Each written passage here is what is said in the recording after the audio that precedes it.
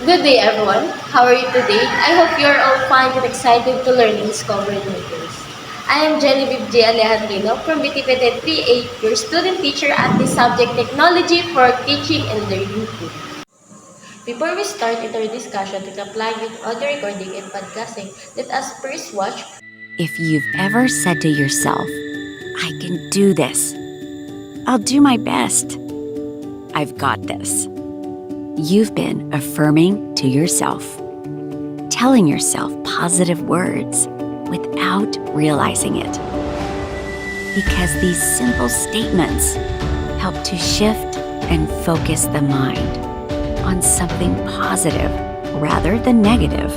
For affirmations promote self-confidence, believe in yourself and in your abilities as they help to overcome negative self-talk and are most effective when said about difficulties you are facing, because affirmations aren't about denying the challenges of your life or the world around you, but rather they're a blend of positive truth statements and strong conviction, which positively activates the mind. For affirmations are the starting point, opening the door to thinking, feeling, and acting differently.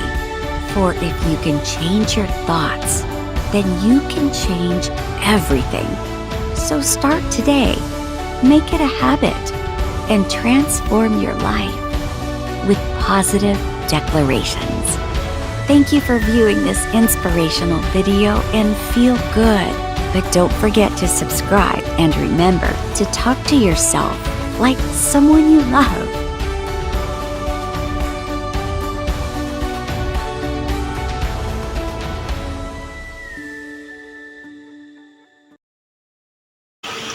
Now we're done watching the video. I am happy that you all feel motivated and inspired to learn and believe in yourself because of the short video.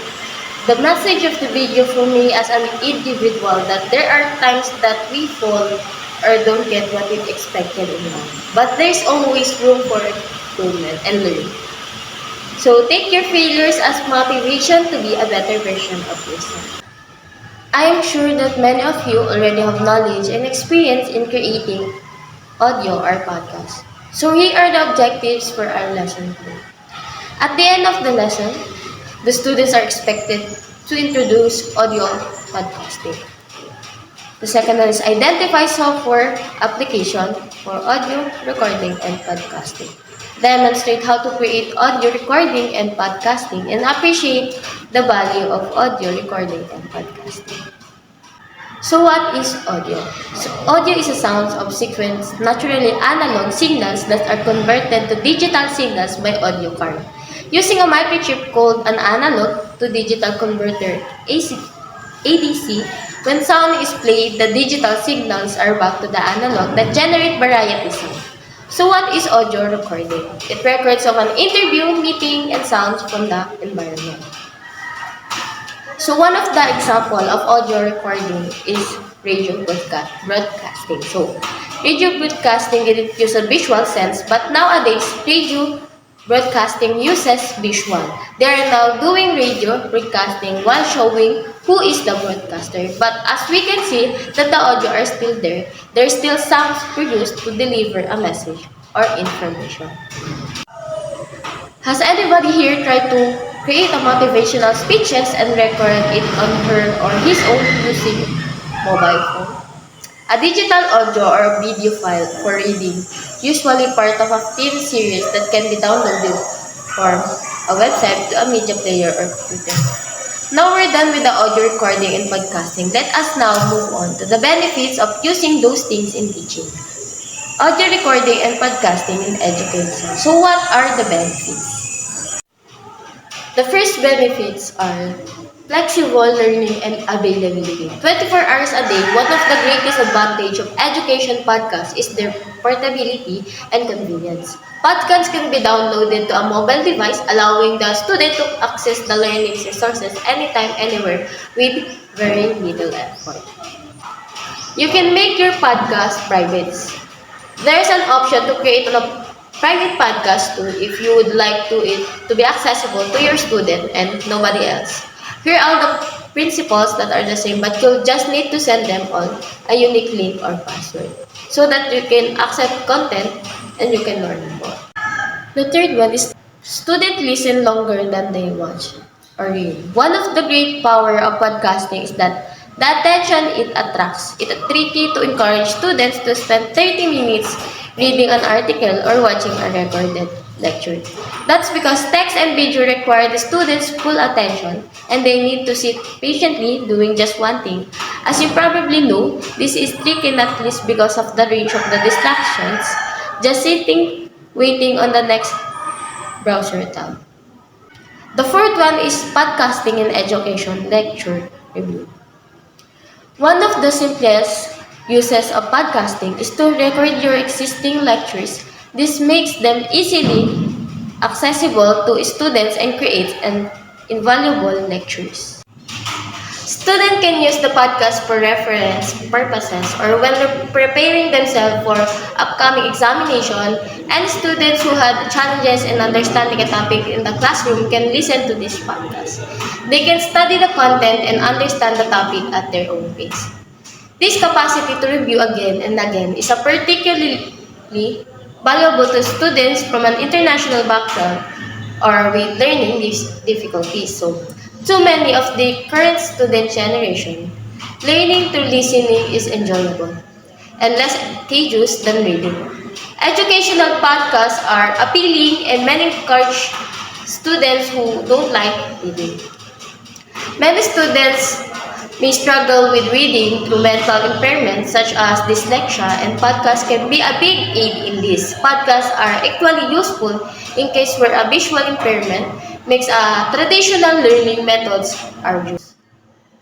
Now, in creating a podcast, it is important that we know that a step-by-step procedure so we can make it right and there is software that you can use to record your discussion. So, without having to come to one studio and record everything, here's a few that you guys can use for starters. The first one is Zoom. Zoom is a widely known application as a lot of people have started using the software.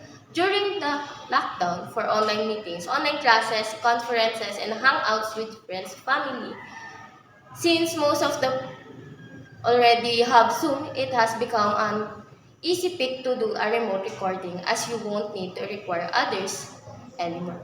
Zoom also gives you the option to download separate tracks of your records and make it easier to do podcast recording editing. Meanwhile, Azenscars is a web-based solution for a podcast production. It does not require you to download any software and it lets you to record your discussion straight from the browser.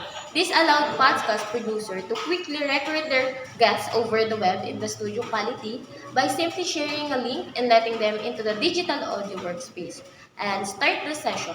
After the recording, Zscaler also lets you to download tracks separately for easy post-edit recording.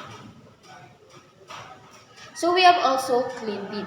It's a multi-track, multi-party live audio recording website. It is a straightforward and easy to use with a simple user interface that lets you see who's inside the digital audio workspace and invites you can be done through an email link and guests will be directed to the digital audio workspace immediately. Now we know the website and application, let us now move on to the different types of educational podcasts. So there are several different types of educational podcasts, but we're broken down into four central categories. So your game plan for creating your own will depend on the genre of your educational podcast that you're setting out for produce. So these specific examples of the four key types of should be provide some inspiration and guidance as you start your mapping out your own. So the first one is the history podcast. And the second one is the self-improvement podcast. And the third one is culture and society podcast. And the fourth one is the science and technology podcast. And these four topics may help you to create a topic in a podcast. So now we have a topic. I will teach you how to make a podcast. So the step one is develop a podcast concept. Choosing the right podcast connect for your new podcast is a big part of attracting the right listener and staying committed to your podcast. Pick a podcast theme or topic you should be excited to regularly discuss and research your podcast topic. The step 2 is choose your podcast format. Your format should be complement your podcast and feel sustainable. Ask yourself what gives you energy. Do you love connecting with podcast guests or do you feel your best going solo? Step number 3, set up a podcast recording and equipment like laptop or mobile phone so you don't have to buy expensive equipment to have a good audio. Lots of popular podcasts have a basic setup. So step number 4, choose your podcast software so you can use Zoom and other applications or websites. So once you've recorded your podcast, it's time to make edit. This is where you can structure your episode and optimize audio. So the step number 5, record your first episode. Recording your episode requires a little bit preparation on the front end and follow these 3 steps to set yourself for success. So the first one is write a podcast outline, and rambling is one of the most common mistakes new podcasters make. And the best way to fight these tendencies by writing a podcast script or outline. Even taking a few minutes to jot down a list of bullet points will dramatically improve the flow of your episode. And the second one is pick a good place to record. And the third one is set up your recording software and equipment. Step number 6 is edit your podcast. Editing is primarily for cleaning up the audio and making basic changes to the structure. Try to keep the process simple. If you focus too much on production, you'll get overwhelmed and create an engaging intro and outro. Your podcast intro tells your audience is what you're about and what the value of your podcast brings. When done well, your intro hooks listeners and convinces them to stick around the whole episode. Steps on how to create a podcast using mobile phone. Since we only have mobile phone, first make sure that you have Zoom application. Next one is go to your app store and download X Recorder. It will record your podcast in Zoom.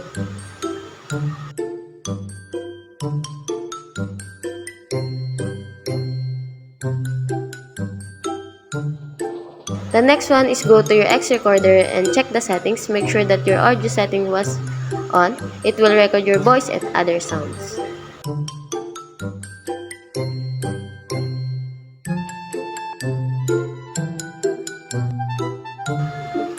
The fourth one is click the X Recorder before start your Zoom meeting.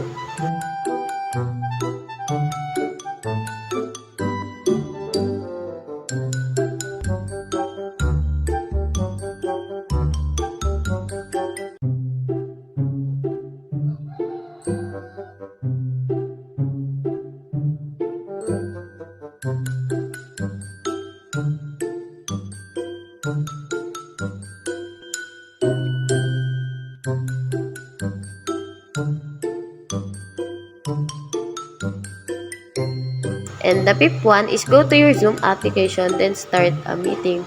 The X Recorder will help you to record everything and turn it into a podcast or MP3 using another website.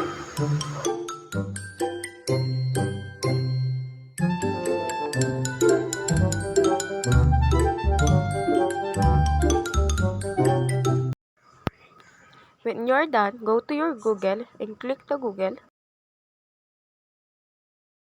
Search convert video into MP3 and click video to MP3 converter and choose files. And wait for a few minutes, your video will be converted into MP3 or audio. After it converted into MP3, you can now download it into your mobile phone. Good day everyone, I am Genevieve Chi Alejandro. Let us now discuss what is podcasting. Podcasting in the Philippines continues to grow rapidly and a lot of people are getting into this form of content creation. After all, we grew up listening to radio shows like Good Times with Morning Rush and Boys Night Out, name of a few, and we've all wondered how it would be like we have our own radio show. To sum up what we have discussed, first, we discussed audio recording and podcasting and its significance. Then it has educational advantages. The methods on how to create an effective podcast in education are covered, along with the programs and websites that have been mentioned for creating podcasts. We also discussed the educational theme for podcasts. Students may be assisted by the many audio file kinds, classification, and styles in order to produce their own educational podcasts and audio. By using music, radio, and other sounds, it will assist them in realizing that they are engaging in activities that can increase their productivity. And that's all. So thank you everyone for listening. Once again, I am Jenny G. Alejandrino, your student teacher at this subject technology for teaching and learning too. God bless and keep safe.